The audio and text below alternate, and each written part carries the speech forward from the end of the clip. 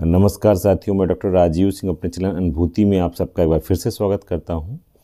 और साथियों, रेबीज और इससे जुड़े हुए तमाम मुद्दों पर मैंने पहले भी कई वीडियो बनाए हैं, लेकिन आज भी जो मेरा कमेंट सेक्शन होता है यूट्यूब इस चैनल का, उसमें बहुत सारे सवाल होते हैं जो लगातार रेबीज से जुड़े हुए होते हैं।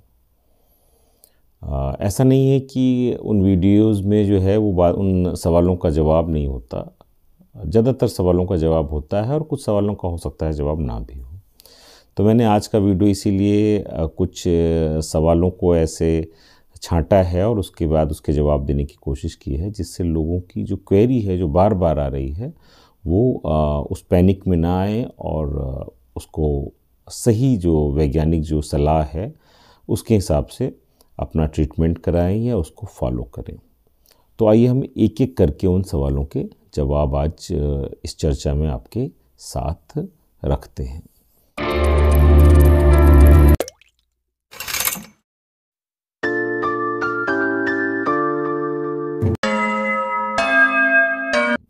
साथियों, जिस तरह से रेबीज एक्सपोजर कई तरह का होता है, कैटेगरी 1, कैटेगरी 2 और कैटेगरी 3, उसी तरह सवालों की भी कई कैटेगरीज होती हैं।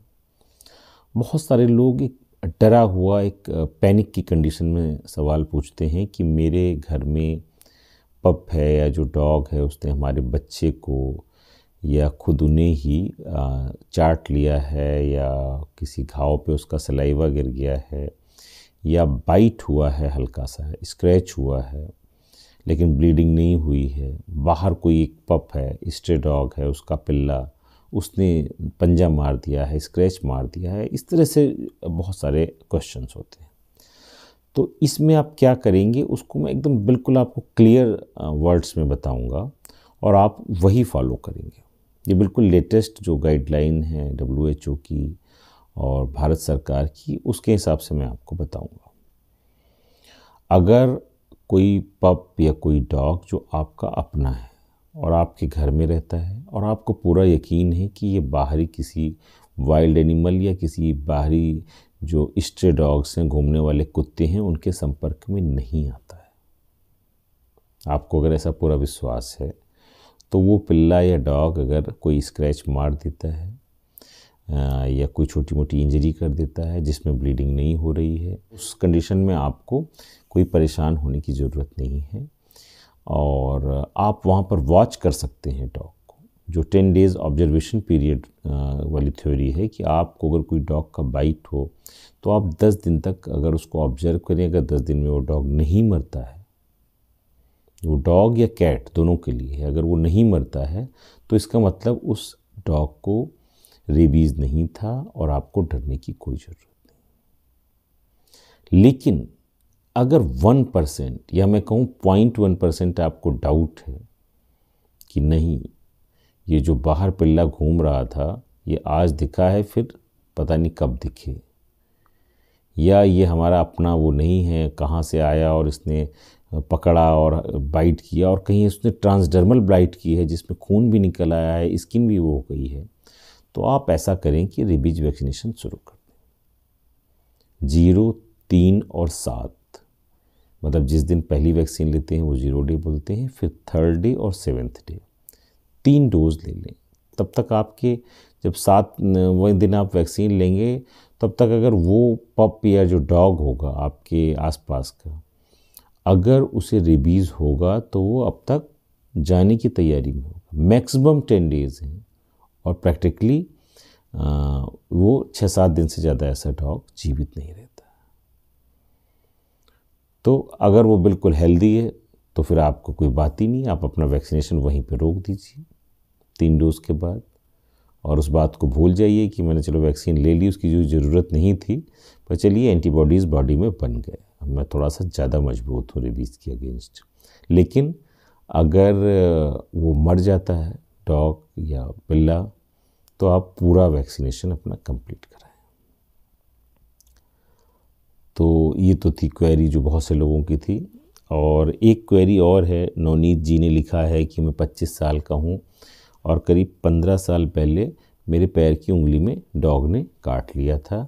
उसके बाद किसी साधु ने या किसी महात्मा ने उन्हें कोई जड़ी दी, उसके बाद उन्हें उल्टी हुई और उसने बताया कि अब आपको कुछ नहीं होगा। तो साधु या महात्मा जी ने जो जड़ी दी उसके बारे में मैं कुछ नहीं कहना चाहूँगा, लेकिन रेबीज ऐसी बीमारी है जिसका वायरस नर्व्स के थ्रू मूव करता है, और पैर की उंगली में काटा, अगर मान लीजिए कि बड़ा माइनर बाइट था या जैसा भी बाइट था, अगर वो रेबीज़ है, अगर वो रैबिड डॉग का बाइट है, तो कई ऐसे केस हैं जहाँ पर 15-20 साल, बहुत रेयर केस हैं, लेकिन 15-20 साल बाद भी रेबीज हुआ। तो मैंने जो ये बताया तो आपको और शंका हो जाएगी, तो मैंने आपके मन में ये शंका सही इसलिए डाली है कि अगर ऐसा रेयर केस का आप हिस्सा नहीं बनना चाहते हैं तो अभी भी अपना वैक्सीनेशन करा लें। आप पूरा वैक्सीन जो है वो कोई भी रेजिमेंट फॉलो करें और उसकी पूरी डोजेज़ ले लें, आपकी बॉडी में एंटीबॉडीज़ बन जाएंगी। क्योंकि हम उस रेयर केस या उस कहानी का हिस्सा क्यों बने कि भाई देखो इनको 15 साल पहले काटा था डॉग ने और देखो अब उनको रेबीज हुआ या 17 साल बाद हुआ, ऐसे केसेस हैं। तो आप वैक्सीनेशन अपना करा लें। आपको बहुत कम चांस है, रेयर है कि ऐसे केस में रेबीज होगा। 15 साल तो बहुत बड़ा पीरियड है, लेकिन फिर भी मैं सलाह दूंगा कि आप अपना वैक्सीनेशन कराएं और इस जो एक कन्फ्यूजन की स्थिति है उसको ख़त्म करें।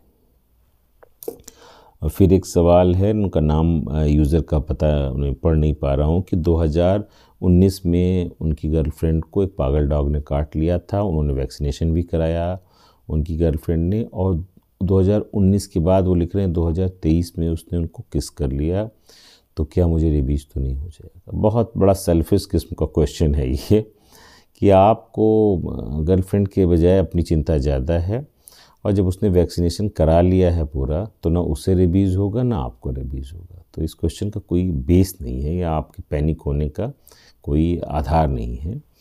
और इसके बाद एक और क्वेश्चन है, एक मैडम हैं वो लिखती हैं कि एक पप ने 4 महीने की उन्हें काट लिया, और मैं डॉक्टर के पास गई तो उसने 24 घंटे वाले डॉक्टर ने 24 घंटे वाली वैक्सीन दे दी, 1 डोज़। तो अब क्या मैं सुरक्षित हूँ? आप बिल्कुल सुरक्षित नहीं हैं। अगर उस पप को रेबीज नहीं था, जाहिर सी बात है बहुत कम चांस होगा, तो आपको कुछ नहीं होगा। वो 1 डोज़ भी आपने जो लिया है वो बेकार में लिया, हो सकता है वो टीटी का इंजेक्शन लगा हो, टिटनेस का, और कोई भी 1 डोज़ रेबीज वैक्सीन की आपको सुरक्षा नहीं दे सकती। तो अगर आप चाहते हैं, अगर आप चाहती हैं कि मैं पूरी तरह से रेबीज से सुरक्षित रहूं, तो आप वैक्सीनेशन पूरा करवाइए। 1 डोज लगाकर कोई आपको रेबीज से नहीं बचा सकता। फिर एक सवाल है, बहुत बार बार घूम फिर के आता है कि रेबीज मैंने वैक्सीनेशन कराया था 3 साल पहले या 2 साल पहले, और अब मुझे फिर काट लिया है डॉग ने, अब मैं क्या करूं? तो मैं आपको बिल्कुल क्लियर शब्दों में बता दूं कि अगर आपको जीवन में एक भी बार रेबीज की वैक्सीन का पूरा आपने कोर्स कर रखा है और आपको फिर से कभी डॉग बाइट होता है, तो आपको सिर्फ 2 डोज बूस्टर की लेनी है, 0 और 3rd 2 डोज लेनी है बस। लेकिन अगर ऐसी कंडीशन है कि अभी आपने वैक्सीनेशन आप पूरा करवा रहे हैं, 4थी 5वीं डोज ले रहे हैं, और उसके 3 महीने के अंदर फिर डॉग ने काट लिया, तो ऐसी कंडीशन में आपको कोई वैक्सीन की ज़रूरत नहीं है। आप उसको वुंड को, जो घाव है उसको साफ़ करें, उसमें आयोडीन बेस्ड ऑइंटमेंट लगाएं और कुछ भी ना करें। तो अगर 3 महीने अभी बीते ही हैं वैक्सीनेशन कराए, तो उसके अंदर फिर से डॉग बाइट हुआ, तब तो आपको कोई वैक्सीनेशन की ज़रूरत नहीं है। और इन द केस उससे ज़्यादा समय हो गया है, साल 2 साल हो गए हैं, 3 साल हो गए हैं, 5 साल हो गए हैं, कभी भी आपने अगर रेबीज वैक्सीनेशन पूरा करा रखा है, तो आपको 2 बूस्टर डोज 0 और 3rd डे पे लेने की ज़रूरत है। एक बड़ा, अभी कल परसों किसी ने पूछा है कि हम रेबीज इम्यूनोग्लोबिन्स जो हैं वो कब तक ले सकते हैं। रेबीज इम्यूनोग्लोबिन्स बने बनाए एंटीबॉडी हैं, इमीडिएट एंटीबॉडीज़ हैं, जो घाव की जगह पे दिए जाते हैं, जिससे वहाँ पर जो रेबीज वायरस है उसको वो न्यूट्रलाइज करते हैं, उसको वो ख़त्म करते हैं। तो ये आप कब तक दे सकते हैं? जाहिर सी बात है ये हर जगह अवेलेबल नहीं होता इजली, तो डॉग बाइट हुआ उस समय आपको नहीं मिल पाया, लेकिन आप इसको अगले दिन, उसके अगले दिन, उसके अगले दिन दे सकते हैं, यानी अप टू 7 डेज़ आप उसको दे सकते हैं।